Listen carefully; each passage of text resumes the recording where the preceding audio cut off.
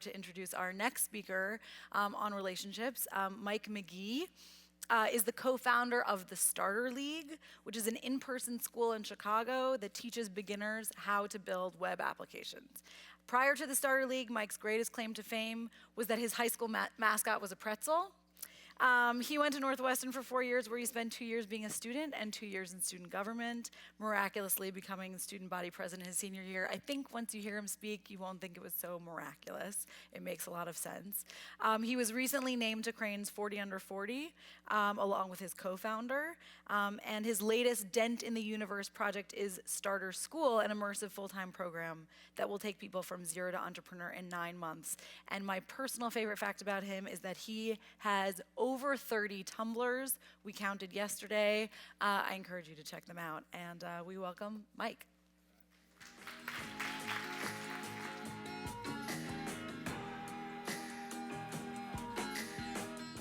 Good song. It's glad to be here at MCON. Over the next 17 minutes, I'll do my best to fast forward through 5 years of history. So join me on this journey. So our school story starts at Northwestern University, and while I wasn't a really great student at Northwestern, the best thing that I did do was meet this guy, Neil Solis Griffin. I met him my sophomore year, his junior year, and at the time he was running for student body president, and he wanted me to run for a campus-wide position, which I thought was crazy because I'd never run in any campaign before, and it was 8,000 plus students voting, and I just didn't want to be a loser. Like, I thought I was going to lose and had to walk around campus for the next 2 years with like a loser tattoo on my forehead. But I listened, and I ran for this campus-wide position, and luckily won.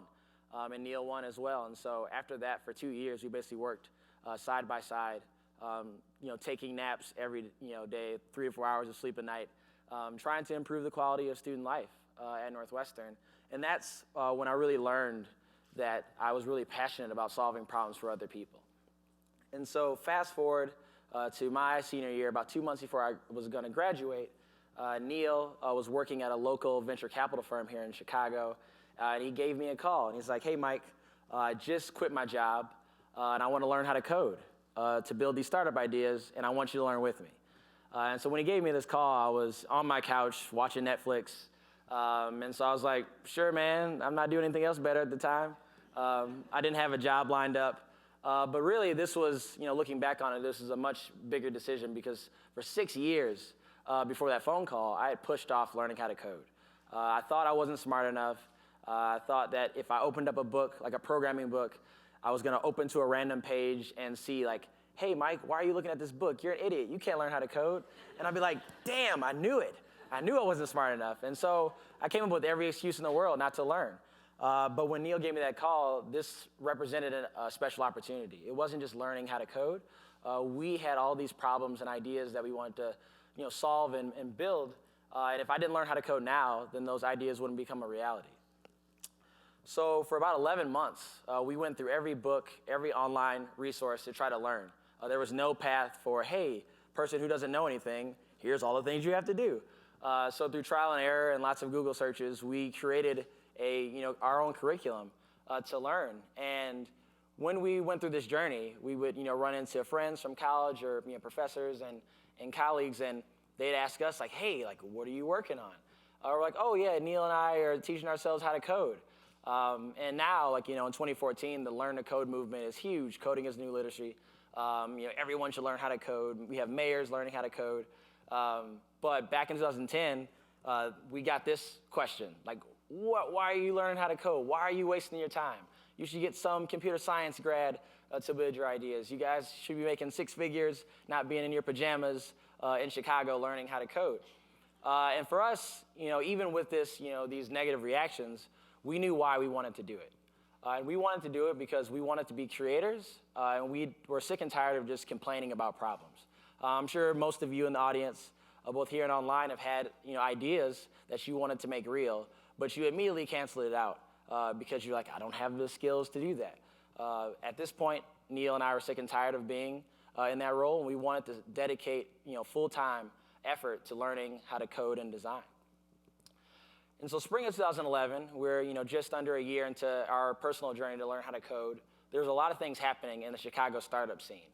For one, we got a new mayor, Rahm Emanuel, and tech was a big part of his platform. He wanted to make Chicago a tech hub, just like Silicon Valley and the East Coast. We also had this company called Groupon. Some of you may have heard of Groupon, but they were our flagship, startup. They had just turned down $6 billion from Google. Fast forwarding to 2014, they probably should have took that deal, but this is 2011, and we don't know the future. But there are also tons of people in Chicago who wanted to build their ideas, make them real. And we would go to these events, and we'd run into a startup founder like, oh, I got this cool idea for a mobile app, cool idea for a web app, but I don't have a designer, I don't have a developer, I need someone to build it. And Neil and I have spent the last year teaching ourselves, and so we recognized that there was a gap in our startup ecosystem. But we also knew that we weren't at the level where we could be like, hey, Mark Zuckerberg, watch out, we're building Facebook 2.0, you're going down. Like, we still had a long way to go. So we wanted to find a physical place to accelerate our learning. And we looked around Chicago, couldn't find a place. We looked around the country, couldn't find anything. Even around the world, there was no program, like in-person program for beginners to teach them how to take their idea from their head and make it real on the web. And so we realized that we had come up with all these ideas, over 150 ideas, and none of them was a school to teach other beginners how to code. So we decided if we can't find it, let's build it. And that was the original genesis of Code Academy, a 3-month in-person school dedicated to teaching people without tech experience how to build tech products. And so we met with this guy, Troy Hennekoff, after we came up with the initial pitch deck for the idea. We drove up to his house, sat down with his wife and himself, and we gave him the pitch. And after about 10 to 15 minutes of the pitch, the first thing that came out of his mouth was, sounds like you're building a cult. And we're like, okay, I guess there can be good cults. But he recognized early on what we were trying to do, is that we really wanted to create a new community for people like us who didn't have the natural ability to just pick up coding, but had the desire to learn. And so over the next 3 weeks, we just talked to anybody that would listen to us in the Chicago community. And we said, hey, we have this idea for this school, 3 months in person, trying to teach beginners how to code. And literally everyone said, yes, this is an awesome idea. Like, usually when you have an idea, there are like at least one hater who's like, nah, I don't really know about that idea, or oh, that sucks. But everybody said yes, and how can we help? So within 3 weeks, we told the whole community, and they loved it. And we were riding high, like, oh, wow, we got this startup, it's gonna be great. But then we're like, oh, wait, we don't really know how to build a school. We've just gone to school for a long time. So I guess we need stuff for that. And so we started meeting with people like this guy, Harper Reed, who was a tech friend of ours, a great programmer, one of the top programmers in the city. And we had this meeting with him to talk about how to get instructors. But this meeting quickly turned to, hey, guys, I just got this job to work for the President of the United States to help reelect him. And I want you guys to work with me to help reelect the President of the United States. We were like, whoa, that's not what we were expecting from this meeting. We have this startup that we're trying to do. We can't work for the president. And he's like, why not? You can't turn down the president. So we had all these meetings. We ended up meeting with this guy, Kevin Willer, who was leading one of the leaders of the effort to build a tech center here in Chicago called 1871, if you've heard of that space. And we told Kevin, like, hey, we want to build this school, but we also got this offer from the president. What should we do? And he was like, don't work for the president. This idea is way bigger than what he's doing. He probably would hate me for saying that, but I did. So we were like, crap, what do we do? Do we work on this 3-week-old idea that we really care about, or do we work for the President of the United States? I do feel really cool that the color schemes are the same. I made that logo, so that's awesome. So for 3 weeks, we're going back and forth, like, what do we do? And 3 weeks later, we decided to decline the offer to work for the president and go ahead with this idea, even though we had no clue if it was going to work or not. And obviously, the president was a little disappointed. To be fair, the president didn't personally call me and say, hey, Mike, on behalf of the United States of America, it'd be great if you could work to help reelect me. I don't like moving. I'm comfortable in the White House. The family loves it. No, he didn't give us that call. I probably wouldn't be up here. It'd be tough to actually say no to the president.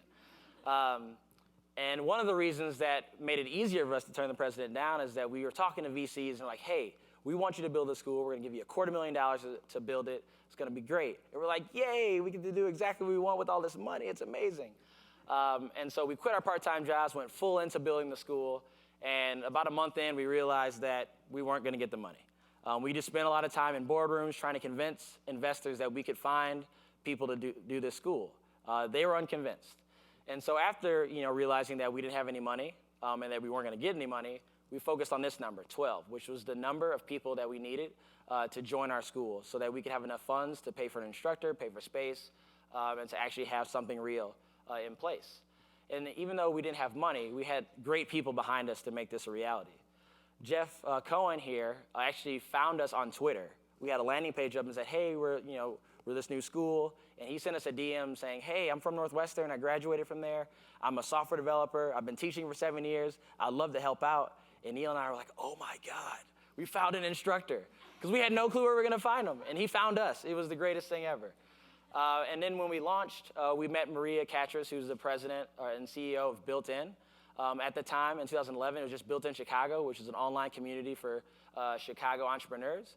And we didn't have any marketing budget, but we did have word of mouth. We had community, and we were able to share our brand and our message on Built in Chicago, and we got a lot of applicants because of Maria.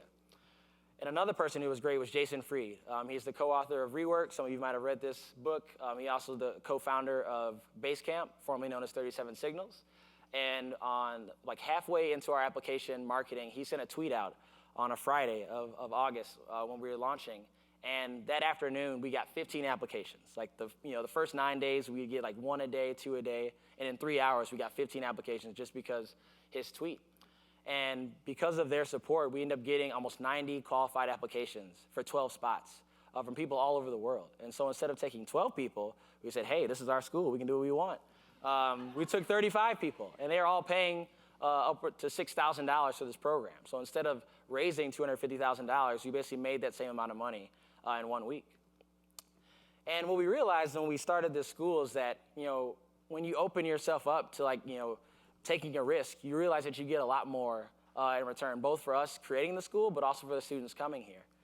And over the past 3.5 years, we've taught over 1,000 people. And these just aren't, millennials, people who just graduated from college or transitioning from one of their first or second jobs. We've taught people from the ages of 13 to 70 so far. And this August, we're teaching a bunch of 9 and 10-year-olds how to program. And they're not just coming, just being college graduates. They're also UPS truck drivers and construction workers and PhDs and journalists and lawyers and teachers and real estate. We have tons of real estate. 2008 was a bad year for real estate, but it was great for us because all these real estate people came to our school to build real estate apps. It was great. And they've come from all over the world, not just from Chicago. We thought wow, we're just going to get people from Chicago. Hopefully that'd be great. And our first class had people from North Carolina and New York and California and the Philippines. A 21-year-old flew over 8,000 miles to our program. That had not existed. He's like, I already got my plane ticket. I'm coming over there. And Neil and I were like, oh, shit, we got to make this real. Because that's an expensive plane ticket. And so these are just some of the stories.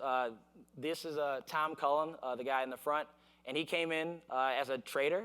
And now he met 2 other people at our school. And they've founded Launchpad Lab, which is the web development studio. We also had Brittany Laughlin, who was an entrepreneur when she came into our program, but didn't know the tech side. And since she finished our program, she actually went to New York to found a web development school focused on military vets to help them re-enter the workforce with new skills. Because she's had a military background. Her dad has been in the military for his entire life. And so she used her entrepreneurship skills, her military background, and her newfound web development skills to start a school. And now she's working at one of the top venture capital firms in the world. Jimmy Odom is an amazing guy. You can tell by that smile. Very infectious personality, but didn't have the tech skills and the community to get his ideas off the ground. And after coming to our school, he founded We Deliver, which is the same-day delivery service here in Chicago, one of the top startups in the city, and has really built an entire community around his company. In terms of investors, he's raised almost $1 million from almost 30 different investors and has a full fleet of delivery specialists around Chicago. Jen was another existing entrepreneur who didn't know how to code. but she wanted to come to our school to not only learn how to build web applications, but also to find other co-founders. And so when she came to our school, she not only got her app built, but she found 2 other co-founders to get her startup off the ground. And this leg is associated with a guy named Rudy. And he was one of our inaugural students. And about right at the end of the program, he's like, Mike, I'm going to get a tattoo of the Code Academy logo. And like, since I created this logo, like I know how I created it. It's like 2 bad ideas formed into one. I'm like, I don't even want to get a tattoo of that. You want to get a tattoo? And he's like, yes, I had a great time in this program, and I really want to get it. And yes, that is a real tattoo. It's not, temporary, like, you lick it and stick it on and, hold it in place. Real full color tattoo on his calf. And I said, hey, we might even change our name in the future. Like, you sure you want to get this tattoo? He's like, even if you change your name, it won't take away the fact that I had an amazing experience, and I want to, remember this experience by putting a tattoo. I'm like, all right, man, you go do it. And he still loves it. We've changed our name to the Starter League, and he still is fine. We called him like, hey, are you cool with this? He's like, I am. And so what we realized just from these highlights of stories is that it's not about coding. Like, yes, we teach programming and design, but it's really, what we pride ourselves on is being about people. And that's been the power of our school, is that we have this technology school, but it's in person. People, we've created a community. They collaborate, like you've seen in the stories, like they found new friends, they found new co-founders, and we had no idea that was going to happen, but we realized that the strongest part of our school is our community. And our vision with the Starter League is to create a world of problem solvers. Like, going back to the creators versus consumers slide, Neil and I could have easily tried to just stay the idea guys, to try to raise money to hire designers and developers, but we were really passionate about being builders. We wanted to learn how to make our ideas real, and we didn't want anyone else to try to just have to build them for us. And when we started this school, we empowered so far over 1,000 other people to do the same thing. We have people who've got new jobs, who've been able to build new products, start new companies, and they come from every different background. And when you introduce people from all different industries to the world of technology, you get amazing solutions, not just having existing designers and developers building solutions for everyone else. So with that, thank you for your time, and happy to answer some questions.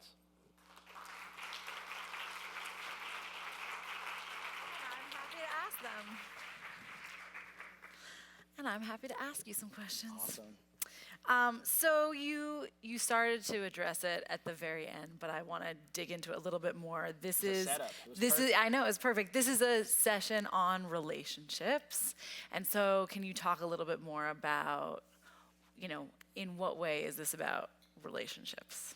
Yeah, I mean, just from us getting started, like, Right. without the relationships that we established, both in college and after college, like, we wouldn't have been able to get our school off the ground.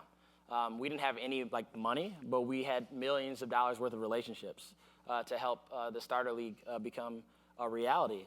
And then when we started our school, all these people came from all over the world, had never met each other, and instantly they became friends because the common bond was, hey, we want to learn how to be creators. We're sick and tired of just complaining about our problems. We want to take action to actually make them real.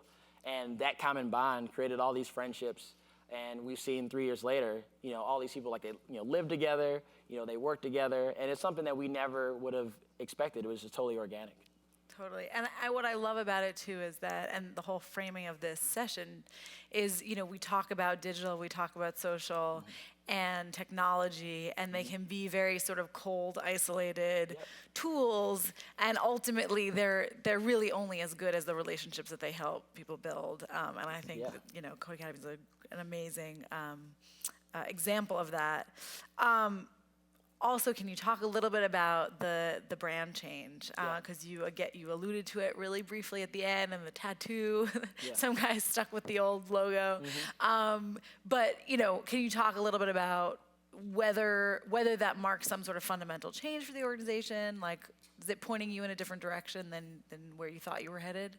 Yeah, so I mean, we picked Code Academy, just like a standard startup, name. You have a list of really crappy domain names, and you go through them and like, which one's the least crappy? And codeacademy.org just kind of came out. And we're like, oh, well, we're teaching coding and we're a school, academy. That sounds right. All right, that's the name.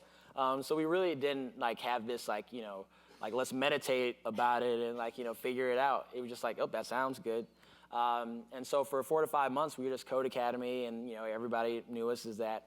But when we launched, a couple months later, this other startup named Code Academy, minus the A, launched out of Y Combinator, which is a very popular accelerator program. And they had instant press, and it's free and online, and we're in person, and it's thousands of dollars to come to our program. And so there's a lot of confusion. So that was one of the reasons why we changed our name. But the real, the main reason why we changed our name is that it's much more than just code. Like, I talked about, like, it's not about coding. Yep. It's about what you can do with that, which is solve meaningful problems. So we were not only teaching programming, but we were teaching design, and we were teaching entrepreneurship, even while we were Code Academy. Like, we had a user experience class that didn't even do coding. And so it was kind of weird being called Code Academy. So the Starter League represented what we were already doing, but also what we wanted to do in the future. And the biggest thing when it comes to learning how to become an entrepreneur and how to be a creator is getting that start. Like, the start is the hardest thing, and so that's where the starter concept comes from. It's just like whatever you're trying to do, a new job, a new company, just start. Right. And once you start, you realize that it's a lot easier than what you built it up as. And the league is all about community. Like, we built this community over the past 3 years, and it's been very powerful to see what it's done since. Right, and it's a league of people who want to start things, yep. which is great. There are a couple questions from the online audience. In the beginning, did you initiate relationships that weren't ready to develop and went sour in delays of action? I guess this is sort of about like the origin story that you talked about, and the points of decision making and choosing not to go with the Obama campaign and all that stuff. Were there opportunities that you weren't able to take advantage of that you wish you had, or? Yeah, no, that's a great question. I mean, we even had a bigger team. It wasn't just Neil and I. We had 3 other, college friends who were, with the initial group, even before we came up with the school idea. And so, yeah, it was a lot of tough times. Like, when you're creating something, there's no path. Like, hey, all right, you're creating this school. Perfect. We have this perfect path for you. Right. Oh, awesome. We had to make a lot of decisions, and, a number of them didn't work out. But the key thing is that we didn't quit. So any relationship that we had that didn't work out in the end, and we had to split ways, we had the number one goal of, like, we can't stop, because if we stop, that's when it truly dies. So in terms of people who were helpful to build our school, for the most part, they were just timely. They were just awesome people coming in and willing to help. Like, that was the biggest thing for us, is that a lot of people in startup culture are very hesitant to share their idea. It's like, oh, you have to sign this non-disclosure agreement. You have to, like, give me a blood sample and, like, your DNA signature before I share your idea. And we were totally like, that's stupid. Like, we just want to share this idea. Like, schools have been around for a long time. We're not creating something new. And people said, yes, this idea is awesome, and volunteered to help. Yeah. And that never would have happened if we didn't open ourselves and just ask, what do you think about this? Totally. And, well, I think also the fact that you were so open with the idea, perhaps is part of the proliferation of that idea. And you also alluded to this sort of movement, like coding movement. And I'm curious about how you see the Starter League fitting into that broader movement. What are the similarities and differences from other folks out there? And, do you all get along? How do you work together? And do you see yourself as part of something bigger? Yeah, I mean, when we started, like, if any other program would have existed, Neil and I would have applied for it. Whether it was in Chicago, San Francisco, even if it was, outside of the country, we would try to find a way to go to it, because we really wanted to learn. And so since there was nothing else out there, we just said, hey, 3 months, let's just, let's figure it out. We didn't even know if that was going to work. But when we were successful, all these other 3-month boot camps and academies started popping up. And it was kind of funny to us because we just really made that number up. We're like, oh, 3 months, I guess you can learn. And now you see all these websites, so in 3 months, you'll learn to be a professional web developer. It's like, you guys know we just made that number up. But it does work. Like, in that amount of time, you can get someone to be proficient in programming. But we also, when we started, everyone was like, oh, like, are you going to scale to other cities? And we've never been about that. We're really passionate about Chicago. And since people are flying into Chicago, like, great, we don't have to go anywhere. People are flying to us. And so that was a lot easier for us to make sure the school was, had great quality and not just adding more students. So, yeah, I mean, there's now hundreds of, schools around the world. A few of our alumni have started schools in Austin, in Canada, in Atlanta, in California, New York. So we love it. We can't teach everyone. Now that this field has been created, thousands of people have learned how to, code and design. So we love it. you talk about relationships as being important and perhaps sort of an unexpected outcome, but both part of the origin story, but also this unexpected outcome of bringing people together from around the world who want to start things. There's a question from the audience asking, how did you form a community around the group of students who joined the program? And I would just add to that, like, did you try to do that? Like, are there things that you do to try to foster a community, or is it just something that sort of happens? That's a great question. To both, yes. Like we were really big on like culture and even our work ethic when we were working in our apartment, very regimented schedule and like tried to build in norms to build up this culture with our own team. And when we built the school, we obviously thought like, how can we make this a great experience? But the biggest thing that we did was we gave students ownership of the process. Partly because we didn't know what the hell we were doing starting at school. So we're like, hey, first day, we actually have no clue. But we have a great instructor, and we're gonna figure. We're gonna figure this out together. Like we exposed our ignorance. We want them to expose their ignorance because we all were here to try something new. And so they were like our 35 angel investors for our school. And because we gave them ownership, we built in feedback. Every day was a changing curriculum. It wasn't like a college class where you get a piece of paper or a syllabus and like, this is what you'll learn every day and you'll never change. We were the total opposite. We had milestones that we wanted to hit, but we had no direct path of how we got there. And so by halfway through the program, our experience was totally different. And it was because our students gave us feedback. And because of that, they felt more invested in the experience. And when they finished the class, they were that much more willing to refer it to someone else. Yeah, that's awesome. Thank you so much, Mike. Well, thank you.